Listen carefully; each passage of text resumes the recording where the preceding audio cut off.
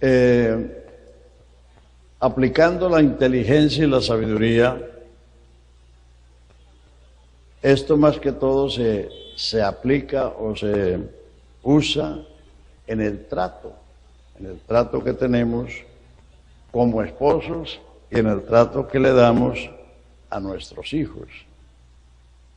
Pero a veces uno piensa que no tiene la suficiente inteligencia o no tiene la suficiente sabiduría, porque no tiene la suficiente educación. Pero no, hay campesinos sabios y hay universitarios necios.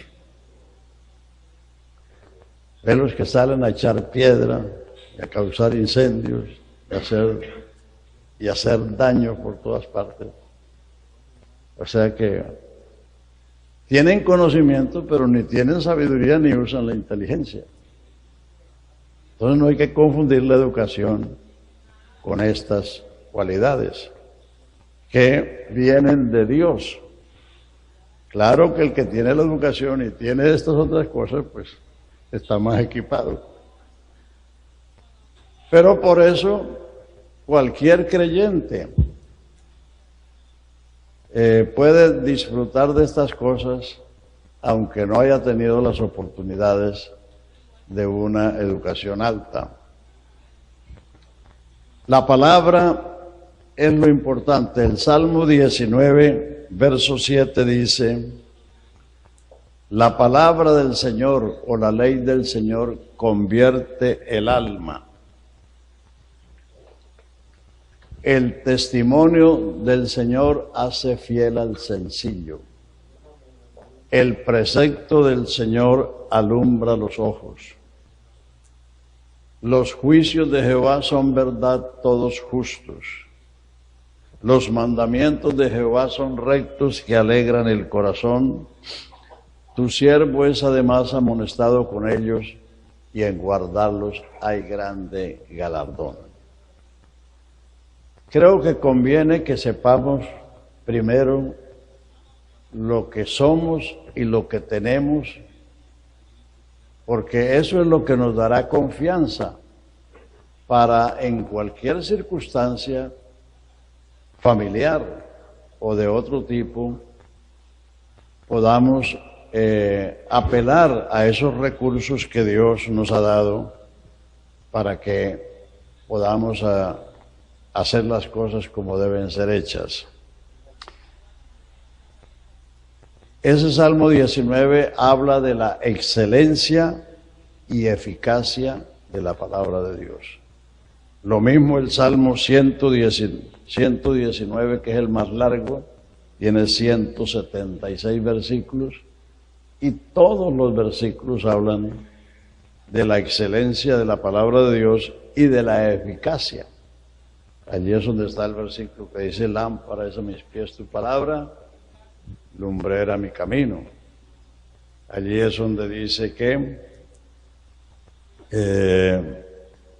la palabra de Jehová es la que en mi corazón he guardado tus dichos para no pecar contra ti. Entonces, la ley del Señor convierte el alma.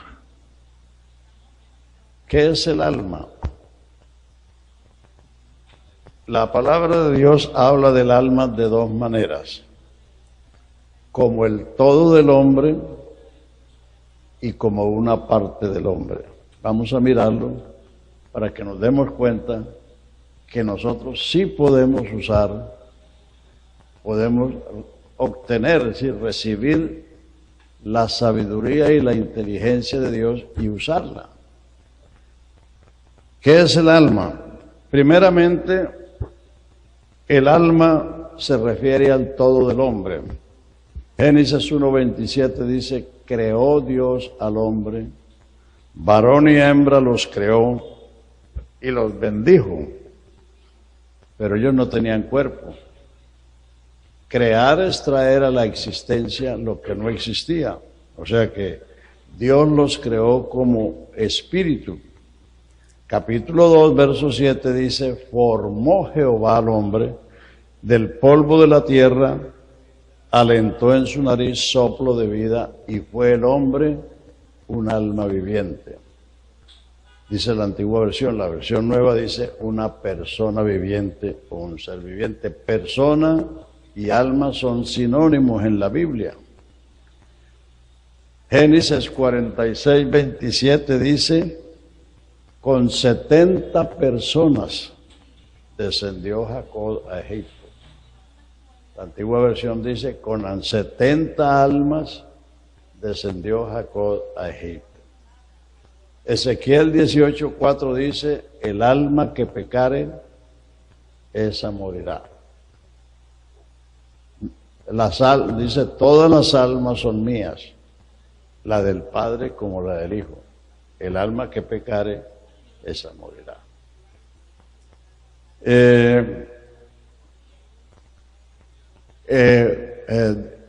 Mateo 16:36, el Señor dijo, ¿qué le aprovecha al hombre si gana todo el mundo y pierde su alma? O sea, no se está refiriendo a una parte, sino al todo del hombre. El hombre es un alma viviente, es un ser viviente, es una persona viviente, y así como el hombre se perdió todo, el Señor lo rescató todo. Entonces a eso se refiere. Pero también en el Nuevo Testamento se nos habla del hombre por partes. Primera de Tesalonicenses 5:23 dice, que vuestro espíritu, alma y cuerpo sean irreprensibles para la venida de nuestro Señor Jesucristo. Hebreos 4:12 dice, la palabra de Dios es viva y eficaz y más penetrante que toda espada de dos filos, que parte el alma, el espíritu, las coyunturas y los tuétanos, y discierne los pensamientos y las intenciones del corazón. Ahí se está hablando del hombre por partes. Entonces, el hombre originalmente es un espíritu. Job 32:8 dice, ciertamente espíritu de Dios hay en el hombre, y el soplo del Omnipotente le hace que entienda. La inteligencia está en el espíritu. Y Job 38:36 dice, ¿quién puso la sabiduría en el corazón del hombre? ¿Y quién dio inteligencia al espíritu del hombre? El capítulo 38 de Job, Dios le está preguntando a Job, ¿dónde estabas tú cuando yo formé la tierra? Cuando yo extendí los cielos. Porque como Job había argumentado tantas cosas. Entonces, entre las preguntas que Dios le hace a Job, le hace esa. ¿Quién puso la sabiduría en el corazón del hombre? ¿Y quién dio inteligencia al espíritu del hombre? O sea, el espíritu del hombre es un espíritu dotado de inteligencia, de razón y de voluntad. Porque tiene inteligencia, puede pensar. Porque tiene una razón, puede juzgar entre lo bueno y lo malo. Y porque tiene una voluntad, puede decidir qué hacer lo uno o lo otro. Y porque tiene esas facultades, es que tiene las emociones.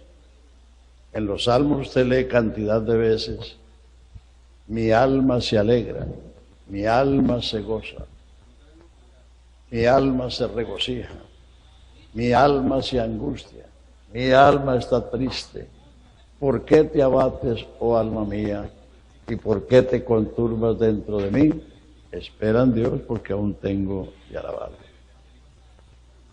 Entonces, el alma son las facultades que el hombre tiene a diferencia del animal.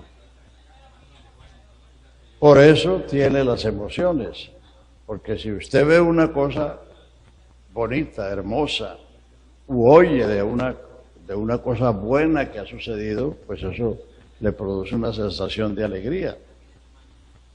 Pero si ve una tragedia, o oye de una tragedia, le produce una sensación de tristeza, de angustia o de dolor.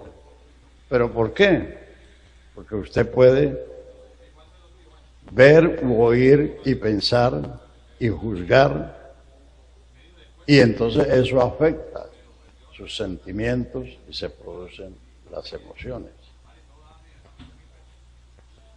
De manera que el alma es las facultades que el hombre tiene a diferencia del animal. Para un perro lo mismo es estar en el baile que en el velorio. Él le bate la cola a su amo, lo mismo, porque él no sabe lo que está pasando.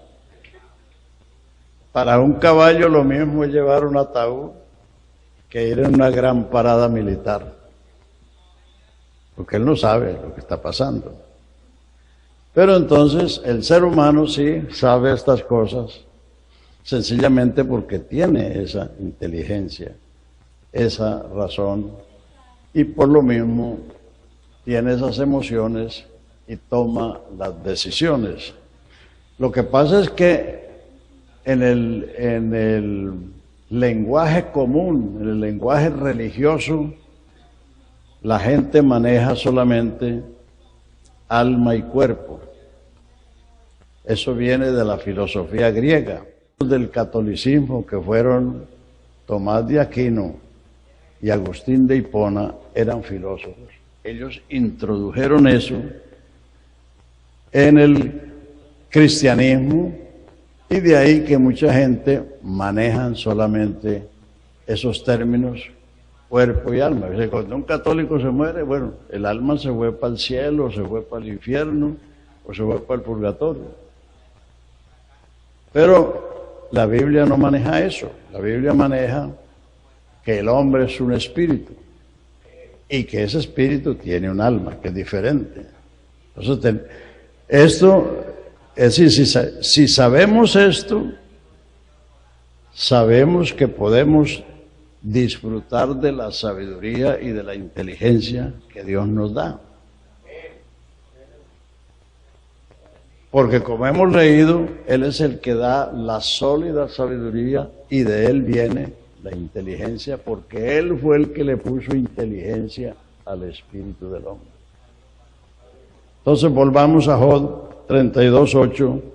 Ciertamente, espíritu de Dios hay en el hombre,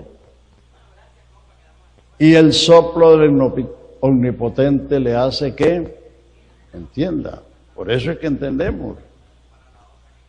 Por eso es que vemos, oímos y podemos entender. Porque nuestro espíritu tiene inteligencia.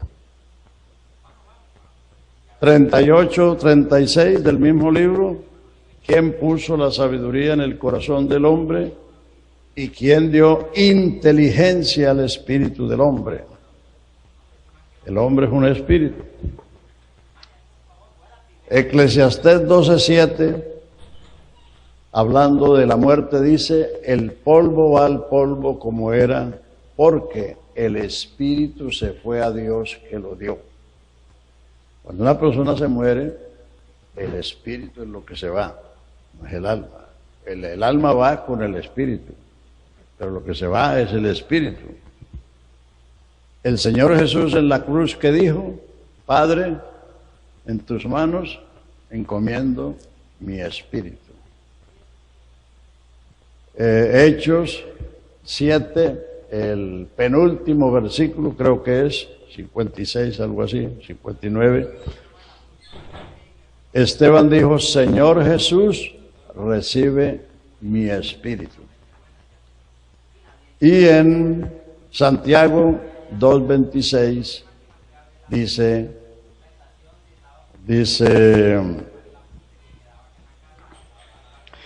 como el cuerpo sin espíritu está muerto, así la fe sin obras es muerta. O sea que lo que le da vida al ser humano es el espíritu de Dios que hay en él. ciertamente Espíritu de Dios hay en el hombre, y a ese Espíritu Dios le dio sabiduría e inteligencia para que no seamos como los animales. Los animales tienen instintos, nosotros tenemos inteligencia, raciocinio y voluntad, y por eso experimentamos las emociones de acuerdo a lo que vemos, de acuerdo a lo que oímos o de acuerdo a lo que pasamos. Entonces, si entendemos esto, fácilmente podemos entender lo que hemos leído en el Proverbios 2. Que si estamos atentos a la sabiduría, si recibimos las palabras del Señor, si hacemos de las palabras del Señor el pan nuestro de cada día, entonces esa palabra, que es sabiduría, que es inteligencia, que es cordura, que convierte el alma. Por eso a la gente, la palabra de Dios no se puede imponer. Las religiones generalmente han impuesto las cosas. Los que fuimos católicos sin querer, porque cuando no sabíamos decir ni mamá, nos llevaron allá y nos echaron el agua y nos pusieron la marca, católico. Nadie fue católico por su propia voluntad, ni el Papa siquiera. Lo mismo los musulmanes, lo mismo los budistas. Pero el cristianismo no es así, porque Jesús dijo, el que quiera la vida, niéguese a sí mismo y ven en pos de mí. Y cuando mandó a los discípulos, les dijo, id y predicad el evangelio a toda criatura, el que crea. O sea que tiene que la persona accionar sus capacidades. Tiene que oír y entender el evangelio para creerlo, porque uno no puede creer lo que no sabe. Por eso Jesucristo no nos mandó ni a rezar ni a hacer ceremonias, sino a predicar. Toda la importancia de nuestro ministerio es la predicación. El culto generalmente se relaciona en dos partes principales, que es la alabanza y la adoración, pero eso es porque somos cristianos. Fíjense que los discípulos los mandó a predicar y en los hechos ellos están predicando. Dicen, no cesaban los discípulos de predicar y enseñar a Jesucristo en los lugares públicos y por las casas, porque estaban transmitiendo el evangelio para que la gente pudiera creer. Cuando creyeron se volvieron congregaciones y ya siendo congregaciones adoraban a Dios. Porque el que no es salvo no sabe, ni siquiera puede adorar a Dios. Hasta que no hubo un pueblo redimido, Israel, no hubo un santuario. Usted no encuentra ningún santuario en el libro de Génesis, y mucho menos en Egipto. Pero cuando Dios llamó a Moisés, le dijo, ve a Faraón y dile, deja ir a mi pueblo para que me sirva en el desierto. Deja ir a mi pueblo para que me haga fiesta. No para que hagan fiesta, sino para que me haga fiesta. Exacto. Porque algunos quieren convertir el culto en una parranda para ellos. Pero no, el culto es para el Señor. Aleluya. Por eso cuando Pablo le está enseñando a los Corintios en el capítulo 14, verso 26, pregunta, ¿qué hay pues, hermanos, cuando os reunís? El uno tiene salmo, que es alabanza. El otro tiene doctrina, que es enseñanza. El otro tiene lengua. El otro tiene revelación. El otro tiene interpretación. Hágase todo para edificación. O sea, el inconverso no puede adorar a Dios porque él no sabe. Él no ha experimentado. Es decir, los cantos no salvan, pero los salvos cantan. Todo el que es salvo tiene una canción en su alma, porque la salvación es un hecho glorioso. La salvación nos cambió de condición y nos cambió de destino. Entonces, el que es salvo tiene un culto para Dios. Pero el que no, sea nuestro hijo, o sea la esposa es inconversa, o el marido si es inconversa, por eso no se puede tratar de forzar, de imponer. El Evangelio no se impone, el Evangelio se proclama, se predica, se enseña. Y entonces esa palabra tiene el poder de cambiar. La ley de Jehová es perfecta que convierte el alma. Entonces, si a los niños les enseñamos la palabra de Dios, les plantamos la palabra de Dios, esa palabra a su tiempo va a producir su efecto. El ejemplo clásico es Moisés. Moisés estuvo con su mamá posiblemente los primeros 10 años, porque cuando lo echaron en el río, en la arquilla, la mamá mandó a su hermana a ver qué pasaba. Y cuando la hija de Faraón lo tomó, entonces la hermana le dijo que si quería le buscaba una haya para que se lo criara. Y ella aceptó y la que lo crió fue su propia mamá. Esa es la única madre que le pagaron para criar a su hijo. Sí, la única madre. Entonces lo que esa madre plantó en esos quizás 10 años de la vida de Moisés fue lo que brotó 40 años después o 30 años después. Cuando Moisés tenía 40 años, dice, le vino al corazón salir a ver a sus hermanos.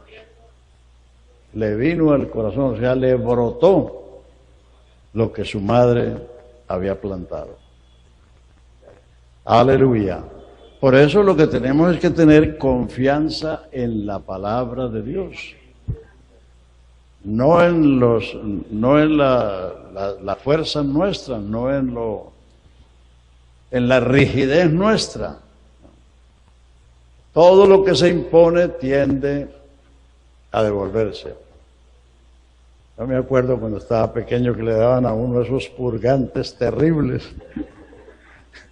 y eso le abrían la boca para echarle ese aceite que era tan terrible y uno salía corriendo para el baño para vomitarlo. Entonces todo lo que se impone se trata de devolver o generalmente produce una rebelión, produce un rechazo, la palabra, produce un rechazo. Entonces el Evangelio, así como lo hacemos con la gente inconversa, así como usted hace con el compañero, con el vecino, con el familiar, le habla, pues así tenemos que hacer con nuestros hijos, hablarles, enseñarles, como que le dijo el Señor a Israel, estas palabras que yo te enseño hoy, tú las repetirás en tu casa, cuando te acuestes y cuando te levantes. Y cuando vayas por el camino, cuando uno sale con los hijos por ahí de paseo o de viaje, es el momento de hablar, de contarles de las cosas que el Señor hace. Entonces se va sembrando eso en la vida de ellos. Y esa palabra produce. Hermano, hay que tener confianza en la palabra de Dios. En el catolicismo todo eso era la fuerza. Todos para misa, todos a rezar el rosario. Y el que no lo hacía, lo castigaban. Así fue como fuimos católicos, los que fuimos. Bueno, gracias a Dios por los jóvenes de ahora que nos tienen que pasar por esas experiencias tan duras y tan desagradables. Porque si una experiencia es dura, pero es agradable, pues lo uno compensa lo otro. Entonces, Por eso es importante que sepamos que nosotros sí podemos hacer lo que el Señor nos manda. El Señor le mandó a esto no a una gente ignorante, sino a una gente que habían vivido 40 años viendo las maravillas de Dios.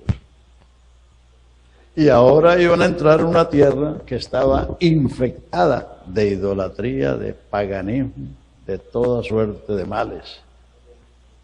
Entonces por eso les previene de los males que los esperaban allí, pero les dio un recurso, su palabra, sus estatutos, sus enseñanzas, que haciendo eso se iban a guardar, iban a prosperar y les iba a ir bien y de largos días sobre la tierra. El primer mandamiento con promesa es, o el único mandamiento con promesa es ese: honra a tu padre y a tu madre para que te vaya bien y seas de largos días sobre la tierra, porque lo demás son órdenes. No tendrás ídolos, no matarás, no fornicarás, no dirás falso testimonio, no codiciarás. Son órdenes. Ama a tu prójimo, ama a tu Dios. Pero ese mandamiento sí tiene una promesa. Honra a tu padre y a tu madre para que te vaya bien y seas de largos días sobre la tierra. Y en Efesios capítulo 6, donde habla de los hijos, dice que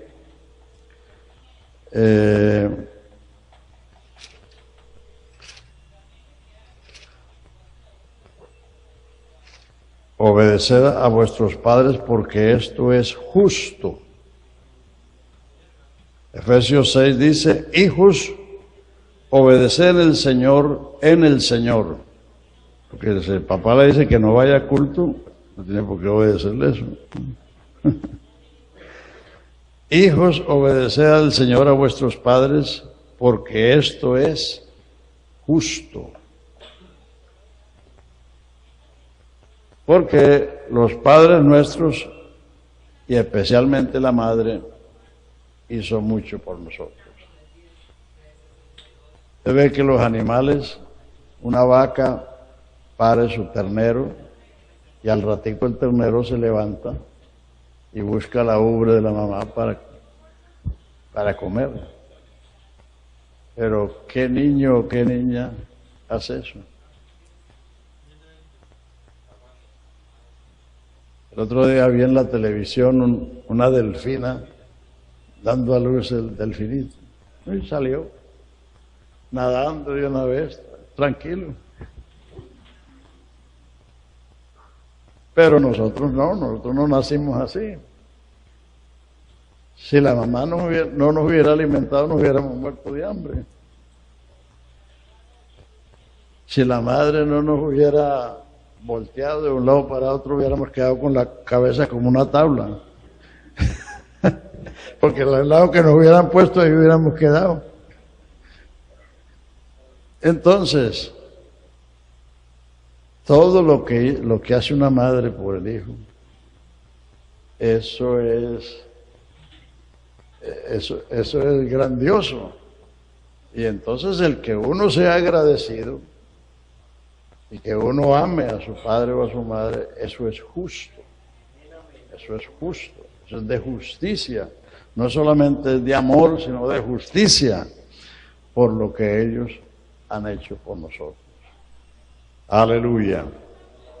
Aleluya. Gloria al Señor Jesús.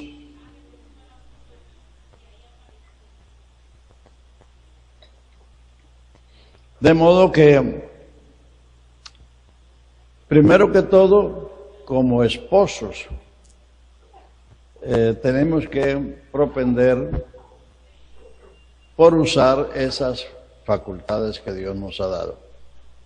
Como Pedro dice: maridos, habitad con ellas sabiamente, como coherederas de la gracia de la vida, para que vuestras oraciones no sean impedidas o no tengan estorbo. O sea, de que haya una armonía en la vida hogareña, de eso depende mucho la bendición de Dios, porque así lo dice el Salmo 133. Mirad cuán bueno y cuán delicioso es habitar los hermanos juntos en armonía. Si congregacionalmente eso es así, individualmente en el matrimonio con mayor razón. Si hay armonía, la armonía trae belleza. Si a usted le creciera una mejilla y no la otra, ¿cómo se vería? O si le creciera una oreja y no, la otra no. Entonces, la armonía es cuestión de hermosura, de belleza. Y entonces, tenemos que procurar eso. Claro, yo veo que aquí la mayoría son jóvenes.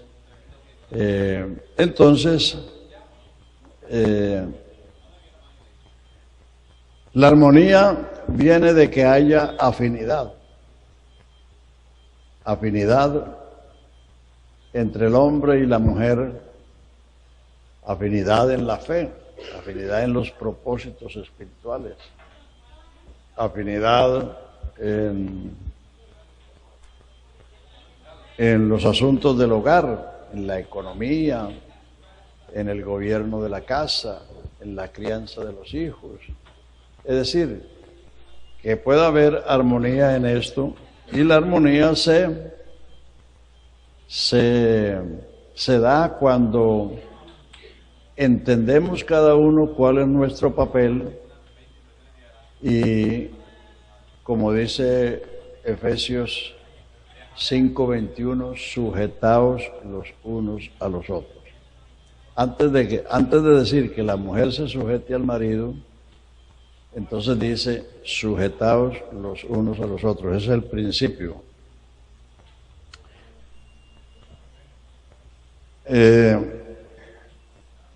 Fíjese que el primer problema sucedió, o el pecado entró porque la mujer desconoció su cabeza. Dios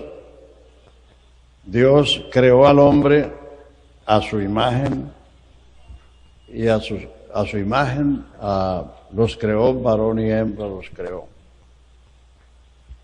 Después Dios le dio un cuerpo al hombre, y el que tenía la necesidad de una mujer era el hombre, no la mujer de un hombre. Sí, el que tenía la necesidad era el hombre. Vio Dios que no era bueno que el hombre estuviera solo. Sí, Adán vio que todos tenían su parejita y él solito. Pero antes que él se diera cuenta de eso, el que lo creó se dio cuenta, dijo, no es bueno que el hombre esté solo, le haré un complemento, algo que le falta al hombre. Y por eso en 1 Corintios 11:3 dice, quiero que sepáis. Ese capítulo lo usan los apostólicos para enseñar la cubierta o el velo, pero allí no está hablando de eso, sino de la jerarquía. Quiero que sepáis que el hombre es cabeza de la mujer. ¿Cómo es que dice? Cristo es la cabeza del hombre, el hombre cabeza de la mujer y Dios la cabeza de Cristo. Ahí está el orden jerárquico. ¿Cómo Dios creó? Dios, Cristo, varón, mujer. Porque el hombre no fue hecho por causa de la mujer, sino la mujer por causa del hombre. Fue Dios el que advirtió que el hombre necesitaba una compañera que llenara las cosas que él no puede llenar. Y por eso le hizo la mujer. y se la trajo, no se la encontró por ahí en el camino. Se la trajo y fue el hombre que dijo: esta se llamará varona porque del varón fue tomada, esta es carne de mi carne y hueso de mi hueso. Por esto dejará el hombre a su padre y a su madre y se unirá a su mujer y los dos serán una carne. Sí, aunque él no tenía ni papá ni mamá, él dijo: bueno, por esta yo dejo lo que sea. Y no es eso lo que pasa siempre. Sí. El hombre se enamora de una mujer y deja la casa de su padre. Bueno, entonces así fue. Y en Primera de Timoteo, capítulo 2, también habla de ese orden jerárquico, y allí es donde vienen algunas restricciones, sencillamente por causa de Primera de Timoteo, capítulo 2, versículo 8 dice: quiero que los hombres oren en todo lugar levantando manos santas sin ira ni contienda. Asimismo que las mujeres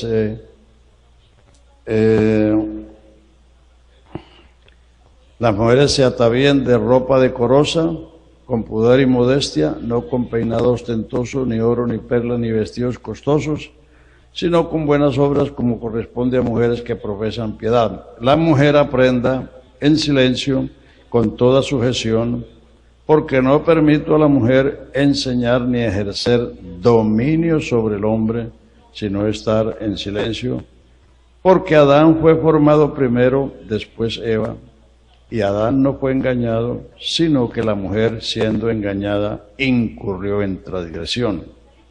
Pero se salvará criando los hijos, no engendrando, porque la mujer no engendra. El primer deber de la mujer es la crianza de los hijos. Entonces, si la mujer reconoce que el hombre es la cabeza y que tiene la responsabilidad de ser el proveedor del hogar y ser también el que toma las decisiones, aunque no solo, sino que la mujer puede también, es decir, puede compartir, o se puede compartir, pero reconociendo que es responsabilidad del hombre tomar las decisiones. Es decir, que se hablan de la economía, o hablan de la crianza de los hijos, o hablan de los proyectos, pero el hombre tiene esa responsabilidad y no debe eludirla. Yo siempre digo que a las mujeres hay que oírlas, pero que no hay que hacer todo lo que ellas dicen. Porque a Adán no fue el único que le pasó eso, a muchos le ha pasado. Sí, a muchos le ha pasado que se dejan llevar por la mujer y entonces la mujer los mete en negocios que después no pueden resolver, o en problemas que después no pueden resolver. Entonces es sencillamente reconocer. Estar sujeto es estar adherido. Yo tengo sujeto este micrófono, está aquí adherido a mí. La sujeción es que cuando nos casamos, dice, los dos serán una carne. Eso es lo que es sujeto. Es lo que es la sujeción, que la mujer se pegó al hombre, o el hombre se pegó a la mujer. Una de las dos cosas, o ambas. Entonces, reconocer la posición de cada uno. Fíjense que la serpiente vino a Eva y le planteó la conversación, con que Dios ha dicho. Pero ella no buscó a su marido para preguntarle o para consultarle, sino que ella misma le siguió la cuerda. Y entonces, él después, primero le introdujo la duda y después le metió la mentira. Con que Dios os ha dicho. Y después le dice, no morirás. Sino que sabe Dios que el día que comieres de eso, seréis como dioses, conociendo el bien y el mal. Entonces, por ahí vino el primer problema. El caso de Noé y sus hijos. Noé plantó una viña y hizo el vino y se emborrachó. Y cuando su hijo lo vio borracho y estaba descubierto, entonces en lugar de cubrirlo para honrar a su papá, salió a decírselo a los hermanos y posiblemente en tono burlón.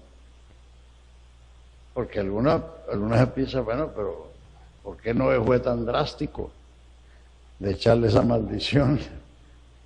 Pero es que lo que él hizo fue que él no tomó en cuenta que él era su padre. Y no hay que desdorar de los padres, así nos hayan tratado mal o nos hayan hecho sufrir, porque esa era la autoridad. Es que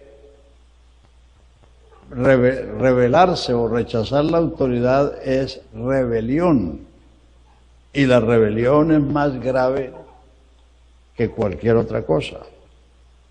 Por eso el pecado de Saúl fue más grave que el de David. Aparentemente o humanamente cualquiera mira el pecado de David como más grave que el de Saúl, porque el Señor le mandó a destruir a Amalek y él no lo hizo, sino que reservó el ganado y aún reservó al rey. Era una rebelión contra la orden del Señor. En cambio, el pecado de David era un pecado humano, porque él se puso a pasearse allá en el palacio y vio al otro lado del muro una mujer hermosa. Y como era el rey, entonces la mandó a buscar y pasó lo que pasó. Entonces, el desconocer la autoridad que Dios ha puesto. El hombre es cabeza. Y el hombre debe asumir, porque a veces las mujeres toman la iniciativa porque el hombre no la toma. ¿Sí? O sea, dicho de otra manera, las colombianas dicen que hay panchos, que hay ramonas porque hay panchos. ¿Ustedes han leído esa tirita cómica en el periódico que dice Pancho y Ramona? Que Pancho se va donde el vecino, el perico, a jugar cartas, y cuando regresa Ramona lo está esperando con un bolillo.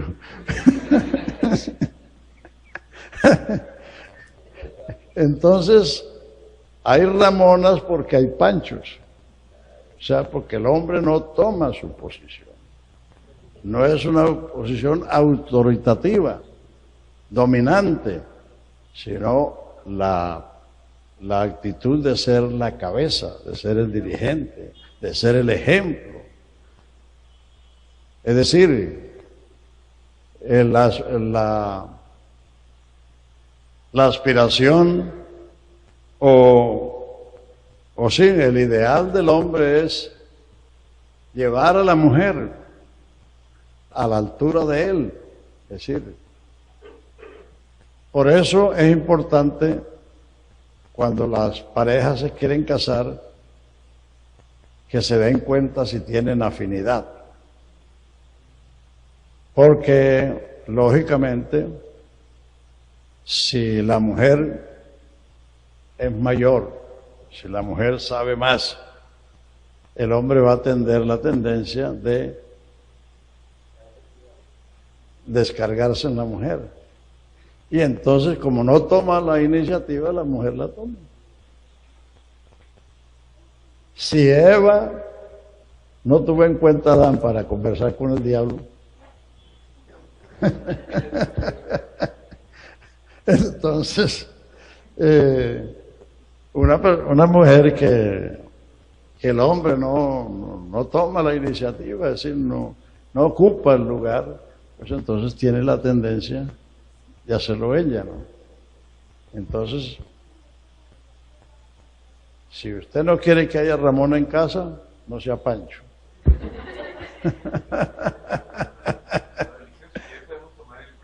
Bueno. Ok, hermano. Entonces, a ver, déjeme redondear esto aquí. Entonces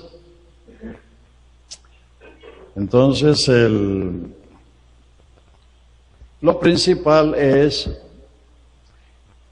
que el hombre ocupe la posición que Dios le ha dado. Ahora vivimos en un mundo moderno, las cosas han cambiado mucho. En aquellos tiempos la mujer era solamente del hogar, solamente la crianza de los hijos. Hoy no es así, hoy trabajan ambos, pero no hay que olvidar el orden que Dios ha establecido. Por eso dice que el hombre ame a su mujer como a sí mismo y la mujer respete a su marido. El ideal del matrimonio es que el hombre ame a la mujer como Cristo amó a la iglesia. Y lo mínimo del matrimonio es que el hombre ame a su mujer como a sí mismo. Porque el mayor amor no es el amor de madre, es el amor propio. Cuando se muere la mamá o cuando a la mamá se le muere el hijo, él no se va a enterrar, ella no se va a enterrar con él. Ella lo entierra y sigue viviendo. Llora y lamenta y siente el vacío, pero la vida sigue. Entonces el amor, el mayor amor humano es el amor a sí mismo. Entonces por eso, ame a su mujer como a sí mismo, porque nadie aborreció jamás su cuerpo, sino que lo sustenta y lo cuida. ¿Cómo cuidamos este andamio? Por eso comemos, por eso dormimos, por eso trabajamos, por eso nos bañamos, por eso hacemos tantas cosas, porque nadie quiere morirse. Aún los que están viviendo extras todavía no quieren morirse. Exacto. Entonces, ese es el mayor amor. Entonces, el ideal del matrimonio es que el hombre ama a su mujer como Cristo amó la iglesia y se entregó por ella, dando honor a la mujer como a vaso más frágil y como a coheredera de la gracia de la vida. Si uno no honra a su mujer, ¿quién la va a honrar? Por eso, si uno no honra a la mujer, va a encontrar otro que sí la va a honrar, que sí le va a calentar el oído, le va a decir lo que tú no le dices, que está hermosa, que es linda, que bueno, le dice todo lo que puede para atraerla. Pero si tú honras a tu mujer, dando a la mujer honor, honrándola, entonces la mujer se va a sentir realizada de tener a ese hombre por marido. Y uno también debe sentirse realizado de tener a esa mujer por esposa. Por esposa. Para mí, mi mujer es lo que dice Proverbios: el que haya esposa, haya el bien y la benevolencia del Señor. La hacienda y las riquezas son herencia de los padres, de eso yo no tuve nada, pero de Jehová la mujer prudente. O sea que esa es una herencia de Dios y mayor que la que le pudieran haber dejado a uno sus padres. De eso yo no tuve nada, pero sí Dios me dio una herencia que es mi esposa. Así que, hermanos, esto no es difícil. Sencillamente, Dios no nos pide hacer algo sin habernos dado los recursos. O sea que Dios nos pide que hagamos esto porque nos ha creado, nos ha formado, nos ha hecho, nos ha dotado de estas cualidades que tenemos, y lo que tenemos que hacer es usarlas. Y si no sabemos cómo usarlas, pues ahí tenemos el recurso que es la oración. Señor, enséñame sabiduría. Dame sabiduría, Señor. Dame inteligencia para tratar con estos hijos, o tratar con esta esposa, o tratar con este marido. En fin, usando la inteligencia y usando la palabra de Dios, porque la palabra de Dios es la que convierte el alma, la que hace sabio al sencillo, la que ilumina los ojos, la que alegra el corazón. Ella, entonces, si usted usa esa palabra, si es que su marido es inconverso, si es que su mujer es inconversa, si es que sus hijos son inconversos, pues de esa manera es que vamos a lograr el objetivo de que podamos cumplir nuestro papel y ser de largos días sobre la tierra y disfrutar de las bendiciones del Señor. Vamos al Rey.